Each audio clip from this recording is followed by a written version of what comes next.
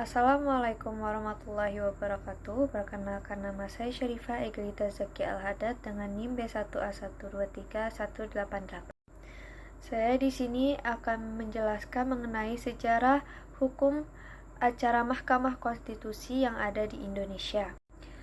Latar belakang hukum acara Mahkamah Konstitusi, sebelum reformasi 1998, Indonesia hanya mengenal satu lembaga peradilan utama, yaitu Mahkamah Agung atau MA. Tuntutan reformasi mendorong adanya penegakan hukum dan konstitusi yang lebih kuat, termasuk mekanisme uji konstitusionalitas undang-undang. Dalam amandemen Undang-Undang Dasar 1945, terutama amandemen ketiga tahun 2001, disepakati untuk membentuk Mahkamah Konstitusi sebagai pengawal konstitusi atau Guardian of Constitution. Ketika Mahkamah Konstitusi atau MK dibentuk pada 2003, hukum acaranya diatur dalam Undang-Undang Nomor 24 Tahun 2003. Hukum acara ini mengatur prosedur beracara di MK mulai dari pengajuan perkara, tata cara persidangan, hingga pelaksanaan putusan. MK juga membuat berbagai peraturan Mahkamah Konstitusi atau PMK untuk mengatur lebih rinci teknis beracara, misalnya tentang batas, waktu pengajuan perkara, bukti, sidang, dan lain-lain. Perubahan hukum acara terjadi saat ada perubahan Undang-Undang Mahkamah Konstitusi, terutama Undang-Undang Nomor 8 Tahun 2011, memperjelas mekanisme perselisihan hasil pemilu, dan Undang-Undang Nomor 7 Tahun 2020 mempertegas syarat usia hakim Mahkamah Konstitusi dan mengatur prosedur etik hakim konstitusi. Hukum acara MK juga berkembang melalui praktik persidangan dan putusan-putusan MK sendiri yang menciptakan prinsip-prinsip baru. Misalnya, dalam hal legal standing individu dalam judicial review. Sekian dari saya, jika saya ada salah kata saya mohon maaf. Wassalamualaikum warahmatullahi wabarakatuh. Nama saya Praska Febriana dengan NIM B1A1231199 dari kelas E. Di sini saya akan menjelaskan tentang pembubaran partai politik. Partai politik merupakan pilar utama dalam sistem demokrasi modern, khususnya demokrasi perwakilan. Partai politik berperan menjembatani aspirasi rakyat dengan pemerintah, mengelola kepentingan masyarakat yang beragam, dan menerjemahkan aspirasi tersebut ke dalam proses legislasi. Hukum acara pembubaran partai politik harus diatur secara ketat, transparan, dan adil untuk memastikan keseimbangan antara kepentingan publik dan kebebasan individu. Di Indonesia, wewenang pembubaran dari partai politik berada pada Mahkamah Konstitusi atau MK, sebagaimana diatur dalam Undang-Undang Nomor 24 Tahun 2003 tentang Mahkamah Konstitusi dan peraturan terkait lainnya. Wewenang membubarkan partai politik di Indonesia yaitu Mahkamah Konstitusi dengan pemerintah pusat sebagai pemohon sebagaimana diatur dalam Undang-Undang Mahkamah Konstitusi. Ini berbeda jauh dari masa Orde Lama dan Baru ketika pemerintah punya kuasa besar. Misalnya pada 1959 Presiden Soekarno melalui penetapan Presiden Nomor 7 mengatur penyederhanaan partai dan banyak partai yang dibubarkan tanpa proses yudisial dan yang adil. Kini, MK memastikan independensi dan keadilan secara global dengan pola yang bervariasi. Negara seperti Jerman, Turki, dan Korea Selatan menyerahkan wewenang ke Mahkamah Konstitusi karena sifatnya yang konstitusional.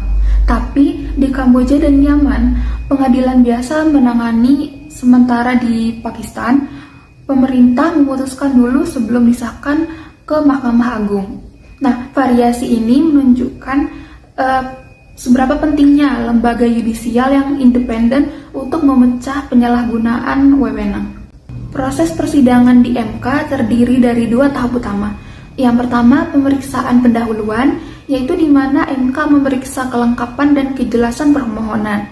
Jika ada kekurangan, pemohon diberi waktu 7 hari untuk memperbaiki. Tahap keduanya adalah pemeriksaan persidangan, di mana MK mendengar keterangan dari pemohon, termohon, pihak terkait, saksi, dan ahli, serta memeriksa alat bukti. Nah, proses ini tuh harus dijalan dalam 60 hari kerja sesuai Undang-Undang MK. Untuk menjamin peradilan yang cepat dan kepastian hukum, MK fokus pada 3 hal, yaitu legal standing pemohon, misalnya apakah pemerintah pusat berwenang mengajukan kewenangan MK untuk menangani perkara, dan alasan permohonan, yaitu apakah partai politik benar-benar melanggar Undang-Undang Dasar 1945 seperti memiliki ideologi atau kegiatan yang anti-demokrasi. Setelah persidangan, MK mengeluarkan putusan yang bisa berupa 3 jenis, yaitu yang pertama, permohonan tidak diterima jika syarat formal tidak terpenuhi, misalnya pemohon bukan pemerintah pusat. Yang kedua, permohonan ditolak jika tidak terbukti pelanggaran Undang-Undang Dasar 1945. Yang ketiga, permohonan dikabulkan jika terbukti partai melanggar sehingga dibubarkan. Jika dikabulkan, partai dihapus dari daftar pemerintah dalam 7 hari kerja dan diumumkan di berita negara dalam 14 hari. Kementerian Hukum dan HAM membatalkan status badan hukumnya. Putusan dari MK bersifat final dan mengikat, disampaikan ke partai yang bersangkutan, pemerintah, KPU, DPR, Mahkamah Agung, Polri, dan Kejaksaan Agung, memastikan semua pihak terkait mengetahui dan melaksanakan putusan tersebut. Apa yang terjadi setelah partai dibubarkan? Berdasarkan PMK nomor 12 tahun 2008, ada 4 akibat hukum di Indonesia, yaitu yang pertama, partai dilarang eksis, termasuk penggunaan simbolnya di seluruh Indonesia. Yang kedua, anggota DPR dan DPRD dari partai itu diberhentikan. Yang ketiga, mantan pengurus dilarang melakukan kegiatan politik. Yang keempat, aset dari partai diambil oleh negara. Secara internasional ada berbagai variasi, seperti di Turki, partai pengganti dengan ideologi serupa dilarang. Di Jerman, aset disita untuk kepentingan publik. Di Thailand, pengurus partai Thai Rak Thai dilarang berpolitik selama 5 tahun. Di Pakistan, anggota parlemen dari partai yang dibubarkan dilarang ikut pemilu selama 4 tahun. Variasi ini menunjukkan pentingnya aturan yang proporsional untuk menyeimbangkan sanksi dan hak asasi. Jadi kesimpulannya adalah pembubaran partai politik adalah instrumen hukum yang krusial untuk menjaga integritas demokrasi, konstitusi, kedaulatan, keamanan nasional, dan ideologi negara. Namun juga merupakan langkah sensitif yang menyangkut kebebasan berserikat. Nah, di Indonesia ini, Mahkamah Konstitusi memainkan peran sentral dalam memastikan proses ini berjalan dengan adil, transparan, dan sesuai dengan Undang-Undang Dasar 1945, juga Undang-Undang Nomor 24 Tahun 2003, serta peraturan terkait. Prosedur persidangan yang ketat meliputi pemeriksaan pendahuluan, pembuktian dokumen dan fakta, serta putusan dalam 60 hari. Akibat hukumnya seperti pelarangan eksistensi partai, pemberhentian anggota legislasi, dan pengambil alihan aset memiliki dampak signifikan sehingga harus proporsional. Baiklah, sebelumnya perkenalkan, nama saya Hegel Nurafki dengan NIM B1123212. Di sini saya akan menjelaskan beberapa materi yang sudah dijelaskan dalam hukum acara Mahkamah Konstitusi. Adapun materi-materi dalam hukum acara Mahkamah Konstitusi di Indonesia mencakup aturan-aturan dan prosedur yang mengatur proses beracara Mahkamah Konstitusi. Adapun pokok-pokok materinya, yang pertama adalah landasan hukum, yaitu landasan hukum dalam hukum acara Mahkamah Konstitusi. Yang pertama, Undang-Undang Dasar 1945, Pasal 24C. Lalu Undang-Undang Nomor 24 Tahun 2003 tentang Mahkamah Konstitusi diubah dengan Undang-Undang Nomor 8 Tahun 2011. Peraturan Mahkamah Konstitusi tentang tata cara beracara di MK. Lalu kewenangan Mahkamah Konstitusi. Mahkamah Konstitusi memiliki 5 kewenangan, yaitu menguji undang-undang terhadap Undang-Undang Dasar 1945, judicial review, lalu memutus sengketa wewenang lembaga negara, memutus pembubaran partai politik, memutus perselisihan hasil pemilu, lalu memberikan putusan atas pendapat DPR bahwa Presiden dan Wakil Presiden diduga melakukan pelanggaran hukum. Adapun pihak-pihak yang dapat mengajukan perkara tergantung pada jenis perkara.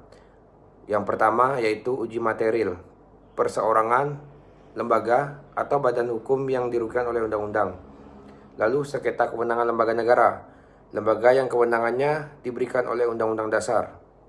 Lalu pembubaran partai politik. Pembubaran partai politik dapat diajukan oleh pemerintah. Lalu perselisihan hasil pemilu yang dapat diajukan oleh peserta pemilu. Dan yang terakhir yaitu impeachment presiden atau wakil presiden yang dapat diajukan oleh DPR. Adapun tata cara dalam proses beracara yaitu yang pertama pengajuan permohonan, pemeriksaan awal administratif, sidang pendahuluan, sidang pembuktian, kesimpulan para pihak, musyawarah hakim, dan putusan. Putusan MK itu bersifat final dan mengikat. Tidak bisa diajukan upaya hukum lain seperti banding atau kasasi. Assalamualaikum warahmatullahi wabarakatuh. Perkenalkan, nama saya Obel Izzat dengan NIM B1A123174. Nah, teman saya tadi sudah menjelaskan pengertian dan dasar-dasar dari hukum acara Mahkamah Konstitusi. Nah, di sini saya akan menjelaskan contoh kasus hukum acara Mahkamah Konstitusi. Di sini saya mengambil salah satu contohnya itu pengujian Undang-Undang Pilkada tahun 2014. Pada tahun 2014, DPR mengesahkan Undang-Undang Nomor 22 Tahun 2014 tentang pemilihan gubernur, bupati, dan wali kota. Undang-undang ini mengatur bahwa pemilihan kepala daerah tidak lagi dilakukan secara langsung oleh rakyat, melainkan melalui DPRD. Sejumlah pihak merasa bahwa pengaturan tersebut melanggar hak konstitusional warga negara untuk memilih langsung pemimpinnya. Sejumlah warga negara Indonesia, organisasi masyarakat sipil, dan akademisi mengajukan permohonan pengujian undang-undang ke Mahkamah Konstitusi. Mereka mendalilkan bahwa hak memilih dan dipilih merupakan hak konstitusional yang dijamin dalam Undang-Undang Dasar 1945. Menurut para pemohon, mekanisme pemilihan melalui DPRD berpotensi menimbulkan praktik politik uang dan mengurangi prinsip demokrasi. Proses beracara dimulai dengan pengajuan permohonan secara tertulis ke Kepaniteraan Mahkamah Konstitusi. Setelah itu, MK menggelar pemeriksaan pendahuluan untuk memeriksa kelengkapan administrasi dan substansi permohonan. Dalam tahap sidang pembuktian, para pihak menyampaikan bukti-bukti, menghadirkan saksi dan ahli. Selanjutnya, para pihak menyerahkan kesimpulan tertulis sebelum mahkamah membacakan putusan dalam sidang terbuka. Nah, Mahkamah Konstitusi mengabulkan permohonan para pemohon sebagian. Dalam putusannya, Mahkamah Konstitusi menyatakan bahwa beberapa ketentuan dalam Undang-Undang Nomor 22 Tahun 2014 bertentangan dengan Undang-Undang Dasar 1945. Mahkamah menegaskan bahwa pemilihan kepala daerah harus tetap dilaksanakan secara langsung oleh rakyat sebagai wujud kedaulatan rakyat. Dampak dari putusannya, dengan adanya putusan tersebut, Dewan Perwakilan Rakyat dan pemerintah harus menyesuaikan kembali ketentuan mengenai pemilihan kepala daerah. Pilkada tetap dilakukan secara langsung oleh rakyat. Putusan ini memperkuat prinsip demokrasi serta melindungi hak-hak konstitusional warga negara untuk berpartisipasi dalam pemerintahan. Kasus ini menunjukkan peran penting Mahkamah Konstitusi dalam menjaga hak konstitusional rakyat. Proses hukum acara di Mahkamah Konstitusi memberikan jaminan atas penyelesaian perkara secara adil, terbuka, cepat, dan sederhana sesuai azas-azas peradilan konstitusional. Nah, itulah salah satu contoh kasus dari hukum acara Mahkamah Konstitusi. Terima kasih.